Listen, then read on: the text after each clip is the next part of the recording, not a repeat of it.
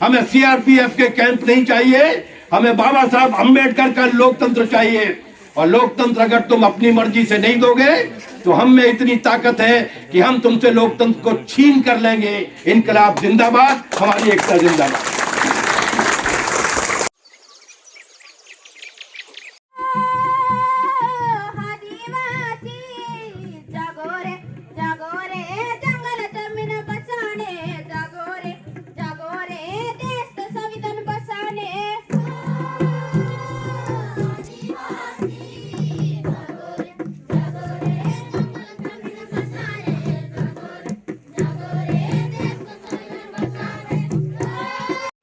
साथियों नमस्कार, मैं कमल शुक्ला और आप देख रहे हैं भूमकाल समाचार। मेरे पीछे जो भीड़ दिख रही है और जो मंच दिख रहा है, भारत देश के छत्तीसगढ़ राज्य के लेकिन हमारे पैरों में जंजीर बांधने की हिम्मत सुकमा जिले में सिलगेर में लगा हुआ है। आप इसको पाकिस्तान का हिस्सा मत समझिए, भले ही आपको यहाँ तक आने में इन गांव के निरीह लोगों को जो बैठ के यहाँ पे शांतिपूर्ण धरना दे रहे हैं और अपनी मांग उठा रहे हैं, इनसे मिलने आने के लिए आपको बीजापुर से मात्र 70 किलोमीटर की दूरी के लिए आपको 27 कैंप और पुलिस थाने में चेकअप और जाँच और आपको फोटो लेके डराया जाए और तरह तरह की जाँच किया जाए, जो पाकिस्तान जाने में भी आपको नहीं झेलना पड़ेगा।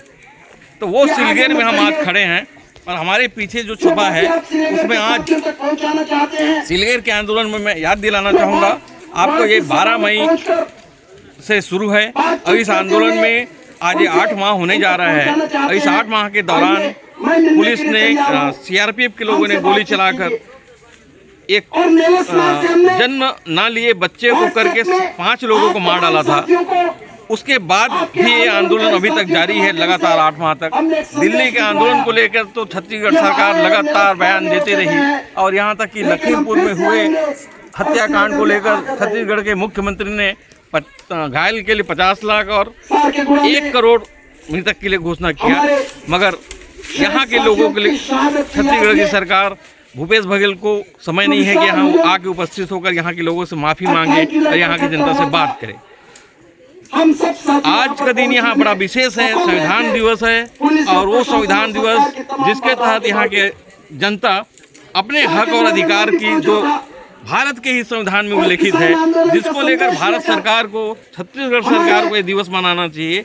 मगर वो जो है अभी अपने जन जागरण अभियान में लगे हुए हैं, कांग्रेस के लिए कार्यकर्ता बनाने के अभियान में लगे हुए हैं। उनको संविधान के दिवस से मतलब नहीं है। संविधान के दिवस वो आदिवासी मना रहे हैं जिनको यहाँ की सरकार केवल माओवादी मानती है और बस नक्सली बोल के शूट करने का कोशिश करती है। इनके साथ बलात्कार करने का कोशिश किया जाता है। इनके महिलाओं को केवल एक बलात्कार की वस्तु समझी जाती है, युद्ध का उपकरण समझा जाता है। हाँ, जो आंदोलन आदिवासी है उनके लिए एक उत्साह का दिन है आज। इस संविधान दिवस के अवसर पर इनके साथ आके खड़े हुए हैं।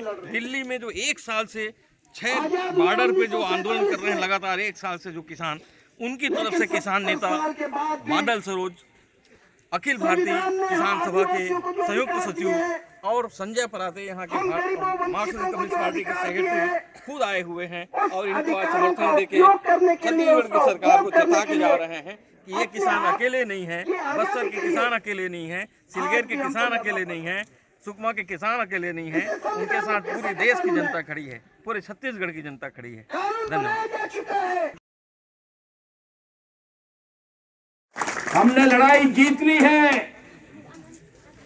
अमित शाह और नरेंद्र मोदी की सरकार ने जो 3 खेती के कानून बनाए थे, जिनके लिए उसने कहा था कि अब ये कानून कभी नहीं बदलेंगे, हम लगातार बैठे रहे दिल्ली की बॉर्डर पर। पूरे देश भर का किसान उनके समर्थन में खड़ा हुआ।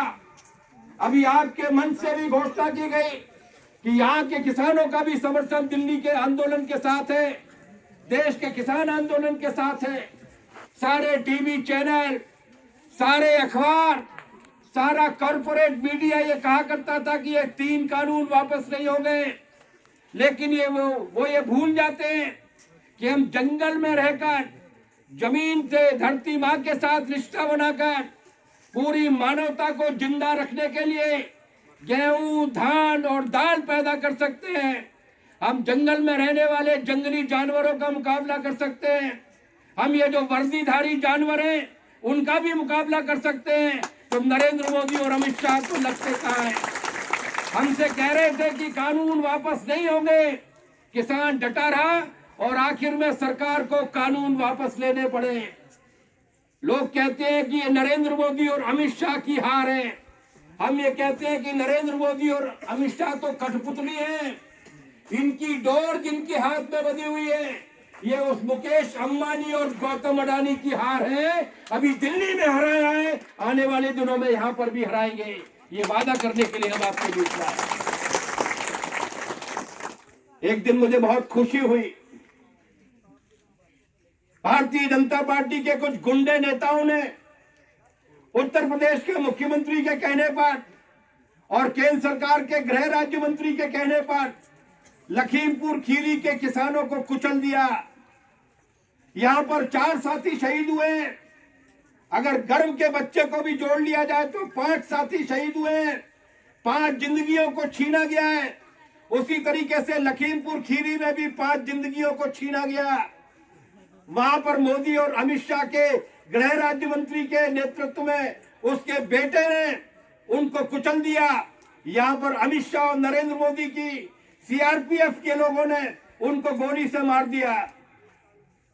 मुझे बहुत खुशी हुई जब मैंने अखबार में पढ़ा कि छत्तीसगढ़ के मुख्यमंत्री लखीमपुर खीरी गए, भूपेश बघेल लखीमपुर खीरी जाते हैं और वहां पर जाकर घोषणा करके आते हैं कि जितने भी शहीद हुए उन सारे शहीदों को 50-50 लाख रुपए का मुआवजा देगी छत्तीसगढ़ की सरकार। और ये जो छत्तीसगढ़ में शहीद हुए हैं 5, उनको मुआवजा देने के लिए क्या मंगल ग्रह से लोग आएंगे? उत्तर प्रदेश में राजनीति करने के लिए जा सकते हैं, लेकिन यहाँ पर हर शहीद को 1-1 करोड़ रुपए का मुआवजा और हर घायल को 50-50 लाख रुपए का मुआवजा दिया जाना चाहिए। भूपेश बघेल जी, वहां जाकर पाखंड करने की बजाय अपने क्षेत्र की, अपने प्रदेश की जनता के साथ न्याय कीजिए, वरना अखबार में छपाने के लिए, टेलीविजन में बाइट देने के लिए, अपना नाम शोहरत में ले जाने के लिए, राहुल गांधी का खास बनने के लिए लखीमपुर खीरी के शहीद तो शहीद हैं, लेकिन यहाँ पर गौतम अडानी के लिए सारे करार करते चले जाएंगे। वहां पर बेंगलुरु में भी बैठे हुए, यहाँ पर सिलगेर में भी बैठे हुए, उनकी सुनने के लिए आपके पास समय नहीं होगा, लेकिन बाहर जाके करेंगे। हम अपने 550 किसान संगठनों की ओर से भूपेश बघेल जी को चेतावनी देना चाहते हैं कि आज ये मांग यहाँ पर उठाई जा रही है। सुकमा जिले के एक गांव में कल ये मांग दिल्ली की 6 बॉर्डर पर उठाई जाएगी। ये लखीमपुर खीरी में मुआवजा देने वाले भूपेश, छत्तीसगढ़ में यहाँ पर शहीद हुए 5 लोगों के लिए भी 1-1 करोड़ रुपए के मुआवजे की घोषणा करो। जांच कराओ, न्यायिक जांच कराओ, जानवरों की तरह बर्ताव करना बंद करो। जब मनुष्यता पैदा नहीं हुई थी, जब तुम्हारी विधानसभा पैदा नहीं हुई थी, जब कोई लिखना पढ़ना नहीं जानता, तब से ये आदिवासी यहाँ पर रह रहे हैं। ये धरती के असली बेटे हैं। इन असली बेटों को मारकर, इनकी लाशों की कब्र बिछाकर तुम अगर अडानी और मुकेश अंबानी के मुनाफे के पहाड़ खड़े करोगे, नहीं होने दिए जाएंगे। मुकाबला किया जाएगा, यहां भी किया जाएगा, दिल्ली में भी किया जाएगा और पूरे देश भर में किया जाएगा। एकता बनाने की जरूरत है। वो देश को रौंद देना चाहते हैं, लेकिन हमारे लिए बड़ी खुशी की बात है कि कॉरपोरेट के कंट्रोल वाला मीडिया हो, हमारे साथ हो या नहीं हो, ये जो बड़ी बड़ी कंपनियों ने अपने जो टेलीविजन चैनल्स चला के रखे हैं वो हमारे साथ हो या ना हो, लेकिन ये तमाम सारे लोकतंत्र के पैदल सेना के सिपाही हमारे साथ हैं। हम यहाँ तक पहुंच पाए क्योंकि कमल शुक्ला जैसे कामरेड पत्रकार हमारे साथ थे। हम यहाँ पर पहुंच पाए क्योंकि मुकेश चंद्राकर जी जैसे जांबाज नौजवान पत्रकार हमारे साथ थे। ये हमारी आवाज को ले जाते रहेंगे, ये हमारी आवाज को दुनिया में पहुंचाते रहेंगे और हम अपने नारों से इस पूरे जिले को, पूरे छत्तीसगढ़ को गुजारते रहेंगे। लड़ेंगे, निश्चित रूप से जीतेंगे, और जो लड़ेंगे केवल वही जीतेंगे, जो नहीं लड़ेंगे वो कभी नहीं जीतेंगे। ये हम लोगों ने अनुभव के साथ सीखा। आज संविधान दिवस है। किसी नेहरू ने, किसी गांधी ने, किसी बहुत समझदार नेता ने यह संविधान हमको नहीं दिया था। 1857 में इस देश की जनता पहली बार लड़ी थी, पूरे भारत को एक किया था, मुक्ति संग्राम कहा जाता है उसको। उसके बाद 1919 में जलियांवाला बाग में जो नरसंहार हुआ था, उसके बाद इस देश का मजदूर संगठित हुआ सन 1920 में। लाल झंडे की राजनीतिक पार्टी बनी सन 1920 में। जिस संगठन से मैं आया हूं आपके बीच में, अखिल भारतीय किसान सभा, वो बनी सन 1936 में। और पूरे देश की जनता ने यह बहस की कि हम गुलाम क्यों हुए, हम आजाद कैसे होंगे और आजाद होने के बाद हम क्या करेंगे। ये नेहरू या गांधी जी की नहीं, ये देश के स्वाधीनता आंदोलन की समझदारी थी, जिन्होंने संविधान बनाने का काम किया। डॉक्टर बाबा साहब अम्बेडकर ने उस संविधान की, उस लंबे संघर्ष की, 90 साल की लड़ाई की भावना को एक साथ एक कागज पर उतारकर एक किताब के रूप में लिखने का काम किया। आज उस संविधान को वो खत्म कर देना चाहते हैं। आज वो 2-3% लोगों का राज लाना चाहते हैं, जिनका राज 5000 साल तक चलता रहा, मनु महाराज के नाम पर चलता रहा, कभी किसी और के नाम पर चलता रहा, कभी किसी राजा या रानी के नाम पर चलता रहा। ये लोकतंत्र हमें मेहरबानी में नहीं मिला है। ये लोकतंत्र शहीद भगत सिंह से लेके न जाने कितने लोगों की कुर्बानी के बाद मिला है। इस लोकतंत्र को अगर अडानी और अंबानी की तिजोरी में गिरवी रखने की कोशिश की जाएगी, ऐसे राजनीतिक नेताओं को ये लोकतंत्र राजनीति की कब्र में हमेशा के लिए सुला देगा। इनको ये ताकत समझनी चाहिए। 1975 में इमरजेंसी लागू की गई थी, तब इंदिरा गांधी ने आपातकाल लगाया था। हम 18-20 साल के नौजवान हुआ करते थे, कॉलेज में पढ़ते थे। संजय पराते जी जिस संगठन से आए हैं, उस स्टूडेंट फेडरेशन ऑफ इंडिया में काम करते थे। हमको भी 20 महीने के लिए जेल में डाल दिया। सारे अखबार कहते थे अब ये राज कभी नहीं जाएगा, अब इंदिरा गांधी जिंदगी भर राज करेगी। 1977 में मौका मिला, उस राज को पलट के रख दिया गया। इंदिरा गांधी भी हार गई। अगर भूपेश बघेल और नरेंद्र मोदी और अमित शाह अगर ये समझते हैं कि वो अपनी तानाशाही को चला ले जाएंगे, अडानी और अंबानी की दम पर अपने राज को चला जाएंगे, उस बात को भूल जाइए। हिंदुस्तान की जनता में, हिंदुस्तान की जनता के संघर्षों में, हिंदुस्तान की जनता की लड़ाइयों में भी ताकत बची है। उन्होंने अडानी और अंबानी को 3 कानूनों को वापस करा के हराया है। वो तुम्हारी इस साजिश को सिलगेर में भी पराजित करेंगे, बेंगलुरु में भी पराजित करेंगे, बस्तर में भी पराजित करेंगे। आखिरी बात, हम लोग जब यहां पर आकर बैठे थे तो हमारी साथी यहां पर गाना गा रही थी, हमारी बेटियां, और वो ये बता रही थी कि किस तरीके से जिस धरती पर हम पैदा हुए, जो धरती के पहाड़, धरती की नदियां, इन सबको गिरवी रख के हमको गुलाम बनाने की कोशिश की जा रही है। कॉरपोरेट के लिए, चाहे वो पोलावरम के नाम पर हो रही हो, चाहे वो दूसरी कंपनियों के नाम पर हो रही हो, हमें गुलाम बनाने की कोशिश की जा रही है। हमें गुलाम बनाना चाहते हैं, हमें गुलाम बनाया उन्होंने। अभी कोरोना के काल में ये जो कोविड की बीमारी फैली थी, यहां पर भी हमारे बहुत सारे साथियों की मौतें हुई होगी, लेकिन पूरे हिंदुस्तान में महीनों तक लॉकडाउन लगा था। औरंगाबाद नाम की जगह महाराष्ट्र से, वहां से मध्य प्रदेश के शहडोल जिले के 13 आदिवासी लौट रहे थे। एक कारखाने में काम करने के लिए गए थे वहां पर, और काम बंद कर दिया गया। खाने पीने के लिए कुछ मिल नहीं रहा था। पैदल पैदल लौट कर आ रहे थे, रेल की पटरियों पर चलते हुए। उन्हें रेल की पटरियों ने कुचल दिया, रेल ने कुचल दिया पटरी पर। उनके हाथ की रोटियां, डब्बे में बंधी हुई रोटियां पूरी पटरी पर बिखरी हुई थी। उनका खून पूरी पटरी पर बिखरा हुआ था। जब इस देश के 4-5 करोड़ लोग, इन्हीं के बेटे, आदिवासियों के बेटे, दलितों के बेटे, गरीबों के बेटे, तमिलनाडु से, कलकत्ता से, सूरत से, अहमदाबाद से अपने अपने काम को छिन जाने की वजह से वापस लौट कर आ रहे थे। जब राशन की दुकान पर राशन नहीं मिल रहा था, जब हमारा बेटा जो काम करने के लिए जाता है उसको पगार नहीं मिल रही थी, जब इस पूरे देश की जनता के लिए सरकार ने कहा कि कोरोना के पहले अगर इस देश का नागरिक 6 रोटी खाया करता था दोनों टाइम में मिलाकर, तो वो रोटी घटकर 4 रह गई। अगर वो 2 कटोरी भात खाता था तो वो घटकर 1.5 कटोरी रह गया। ऐसे में जब पूरा देश भूखों मर रहा था, मुकेश अंबानी 90 करोड़ रुपया हर घंटे में कमा रहा था, 90 करोड़ रुपया।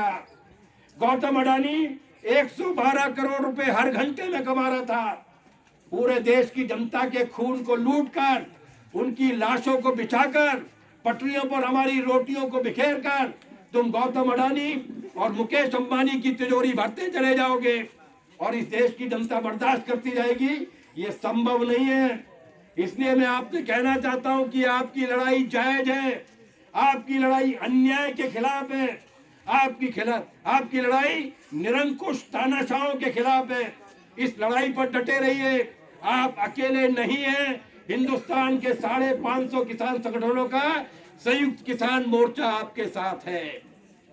अभी ये यहाँ पर कवरेज नहीं है, अभी यहाँ पर नेटवर्क कवरेज नहीं है, लेकिन आपके जो साथी यहाँ पर बोले उनके भाषण को हम अभी दिल्ली पहुंचाएंगे और दिल्ली से ये पूरे संदेश देश भर में जाएगा। और आज जिनके नुमाइंदे के रूप में आपके बीच में यहाँ पर आया हूं, वो लोग दिल्ली से भी बोलेंगे कि सिलगेट की लड़ाई या आसपास के आदिवासियों की लोकतंत्र की लड़ाई, ये लड़ाई पूरे देश के किसानों की लड़ाई है। मैं एक बार फिर आपको समर्थन देते हुए आपके नेताओं से आग्रह करना चाहूंगा, मैं आपको न्योता देने के लिए आया हूं, आमंत्रण देने के लिए आया हूं। अपने यहाँ के 15-20 साथियों का दल तैयार कीजिए और उनको इकट्ठा करके हमारे साथियों से संपर्क कीजिए।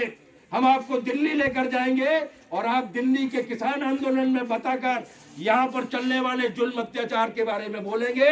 हमारा रिश्ता संघर्ष का रिश्ता है, हमारा रिश्ता पसीने का रिश्ता है और पसीने और संघर्ष का रिश्ता जब मिल जाता है, हिटलर जैसे तानाशाहों को कब्र में आत्महत्या करने के लिए मजबूर कर दिया जाता है। अमित शाह और नरेंद्र मोदी तो लगते कहाँ हैं।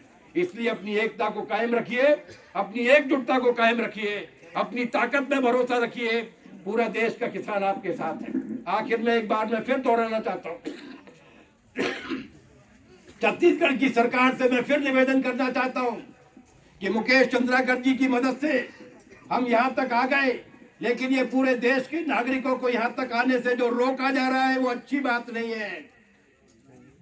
अडानी जिसने कभी बस्तर के जंगल देखे नहीं है, उसको हजारों करोड़, हजारों एकड़ और हेक्टेयर जमीन दे देते हो, वो बाहर का आदमी नहीं है। मुकेश अंबानी को दे देते हो, वो बाहर का आदमी नहीं है। हमारे पूरे के पूरे किरंदुल को और बेलाडीला को बेचने के लिए तैयार हो। ये डैम बनाया जा रहा है ताकि बड़ी बड़ी बहुराष्ट्रीय कंपनियां इस जंगल का, इस यहाँ की प्राकृतिक संपदा का शोषण कर सके, दोहन कर सके। वो बाहरी नहीं है। लेकिन हम अगर अपने भाई के दर्द में, अपने भाई की गम में अपना हाथ बटाने के लिए आते हैं तो हम बाहरी हैं। ये नाटक नौटंकी को बंद कीजिए, तत्काल न्यायिक जांच की घोषणा कीजिए, 6 महीने में न्यायिक जांच की रिपोर्ट लाइए। जिन्होंने 5 हमारे भाइयों की बहनों की हत्या की है उनको जेल के सीखों में पहुंचाइए और 1-1 करोड़ का मुआवजा उन लोगों को दीजिए जो शहीद हो गए और 50-50 लाख रुपए का मुआवजा उनको दीजिए जो घायल हुए। हर 2.5 किलोमीटर पर पुलिस का कैंप नहीं चाहिए, हर 2.5 किलोमीटर पर स्कूल चाहिए और हॉस्पिटल चाहिए। हमारे बच्चे मलेरिया से मर जाते हैं, उनकी दवाई के लिए 2.5 किलोमीटर पर हॉस्पिटल बनाइए, बनाना है तो स्कूल बनाइए, बनाना है तो हमारे बेटों के पास तक, हमारे घर तक, गांव तक रोशनी पहुंचाइए। हमें सीआरपीएफ के कैंप नहीं चाहिए, हमें बाबा साहब अम्बेडकर का लोकतंत्र चाहिए। और लोकतंत्र अगर तुम अपनी मर्जी से नहीं दोगे तो हम में इतनी ताकत है कि हम तुमसे लोकतंत्र को छीन कर लेंगे। इनकलाब जिंदाबाद, हमारी एकता जिंदाबाद।